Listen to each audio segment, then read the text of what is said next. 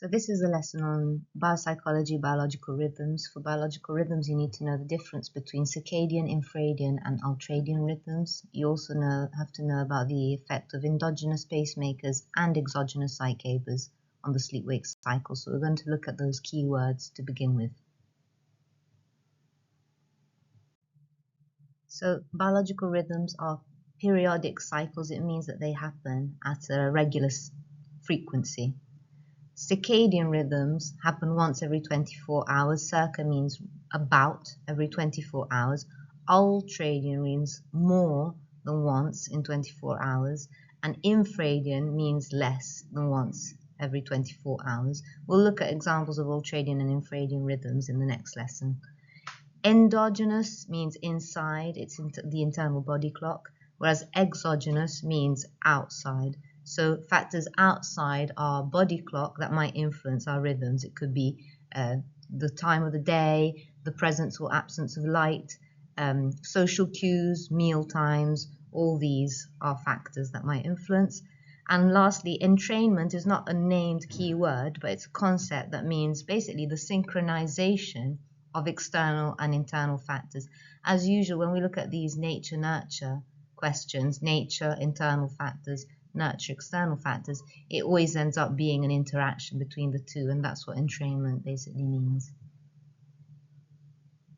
So although the focus is on the sleep-wake cycle, circadian rhythms are mentioned, so they might ask you to give more than one example of circadian rhythms. So we're briefly going to look at two more examples of circadian rhythms.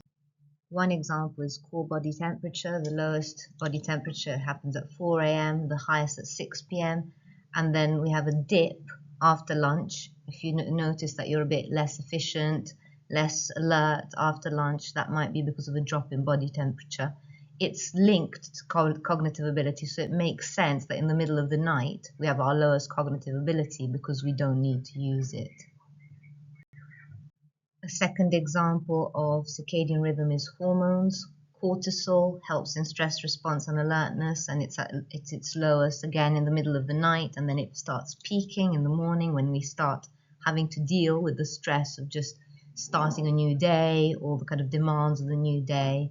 Melatonin and the growth hormone peak at midnight because actually they're helping our body restore, grow, and kind of fix any issues that have happened during the day. So these work in a cyclical pattern over 24 hours as well. So the sleep-wake cycle is the circadian rhythm that we're going to be focusing on, that is named on the syllabus. And the kind of questions that you might be asked to think about is whether our natural sleep-wake cycle is actually 24 hours, or is that to do with society that has kind of arbitrarily decided that a day lasts 24 hours? How would our body work if it was on kind of free flow without any social cues? What conditions could make you wake up earlier or later? What might make your sleep longer or shorter? And therefore, the focus of this lesson will be what regulates the sleep-wake cycle and to what extent. Is it endogenous pacemakers, internal factors that regulate the sleep-wake cycle, or is it more to do with exogenous zeitgebers, the external factors? As usual, the conclusion is never one way or another, but it's a combination of the two. But the studies that we'll look at focus on trying to understand and answer this question by looking at what would happen if we remove all external factors, what would happen if we remove internal factors, and to what extent that influences the sleep-wake cycle, and that would be how you would develop your answer.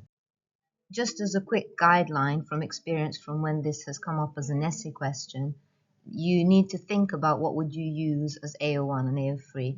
Now typically AO1 would be discussing, as you can see here, the extent to which we know about influences of endogenous factors and to what extent we know about the influence of exogenous factors. So there are studies that we're going to look at, cave studies that are people that isolate themselves from external factors. So obviously this is looking at to what extent the internal factors run free if you remove all external factors.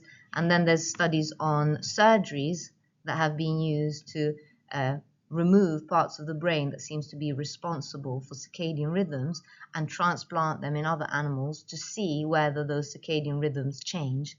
therefore again proving that internal factors override external factors. On the other hand, in the effects of external factors, there are experiments using light on participants to see to what extent exposure to light can impact on the sleep-wake cycle, and also experiments where the clocks have been changed, sped up, to see whether that has an impact on the sleep-wake cycle. So your AO1 is looking at the effect of endogenous and exogenous pacemakers, in which case your evaluation will be more on the line of real-world applications, real-world examples, practical applications for example, treating insomnia, pharmacokinetics that we'll come back to, and also evaluation, so methodological evaluation of studies, especially the fact that there are individual differences in the circadian rhythms of people, and therefore any study can't necessarily be generalized to the entire population. So for AO1, we're going to look at these key studies on endogenous and exogenous pacemakers. Endogenous pacemakers, first of all, you would look at the biology underlying the sleep-wake cycle. There's a part in the hypothalamus called the suprachiasmatic nucleus that meets at the crossover of the two optic nerves, and it receives from the eyes information about whether it's light or not. Now, once that happens, the suprachiasmatic nucleus, that you can call SCN, you don't have to write the entire word, sends information to the pineal gland that then, if there is no light, then it will start producing melatonin, and melatonin induces sleepiness. So the conclusion is that the natural occurrence of the sleep-wake cycle is determined by hormonal factors. However, already we have to acknowledge that that hormonal release is triggered by the presence or absence of light that would be an exogenous zeitgeber. As I mentioned, we've got studies on animals where the SCN was transplanted from one hamster to the other. So this Morgan study found that there was some hamsters that had a genetic mutation whereby they had a 20-hour sleep cycle rather than 24 hours. So what they did is they took the SCN, the suprachiasmatic nucleus of the mutant hamsters, and transplanted it in normal wild-type hamsters. And what they found is that, in fact, the mutant period, the 20-hour cycle, was transplanted also into the wild-type hamsters, showing that the SCN does seem to be the main initiator of the circadian rhythm, regardless of external factors, because the transplant of that part of the brain did result in a change in circadian rhythm. We've also got the De Corsi chipmunk study, and this was the removal of suprachiasmatic nuclei in chipmunks. So that meant that they lost their internal pacemaker. And what that resulted in, you can guess, was that their circadian rhythm became completely disrupted. They were up in the night, sleeping in the day.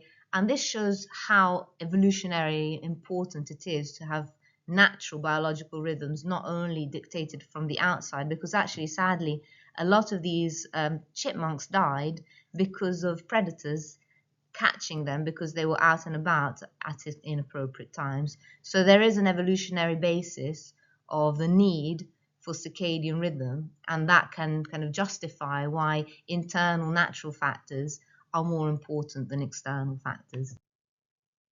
Sifre is a famous caveman. He named himself the caveman because he spent a long amount of time all by himself, 6 months, as you can see, in a cave with no natural light, no clocks, no television, no radio. Basically, he had no clue as to what day it was, whether it was day or night, and whether it was time to sleep or not. So he decided himself what to do and when on the basis of what his body was telling him. Again, an example of how isolating external factors can help us explain whether internal factors override everything. There are contrasting interpretations here of the findings, because what we found is that he did adapt to a slightly longer circadian rhythm of 25 hours because when he came out, he thought it was a month earlier than it was because his days were kind of prolonged in his head. However, it does show that he still got into a kind of a rhythm and a cycle. So it can be interpreted in two ways. One way is Our natural cycle is not 24 hours, so the fact that it's 24 hours is because of external cues, demand. But on the other hand, that we do have a tendency to work at a certain rhythm. Now we're moving on to external factors. So that light is the main exogenous zeitgeber, and the effects of light in this case was studied by looking at to what extent light has an effect on us, even if it doesn't pass through the eyes. This is significant because if it doesn't come through the eyes, it's not necessarily communicated to the SCN. And what was found here is that light applied at the back of the knees of individuals still impacted on their sleep-wake cycle by about 1 to 3 hours, shifting it. So waking them up, basically, meaning that exposure to light happens regardless of whether it happens through the eyes. This is very significant in terms of phototherapy, in terms of how blind people can adapt to a kind of cycle, a rhythm, even if they can't perceive light through their eyes. So it shows the importance of light. This was the study I mentioned before. Another one on exogenous zeitgebers. This time it's not light, but it's the clocks. They had 12 people live in isolation again. So no cues at all, no idea what time it was, except for the clocks that were in the rooms. And they tried to change the timing of the clock. So they would go fast and they would run on a 22-hour cycle rather than 24-hour.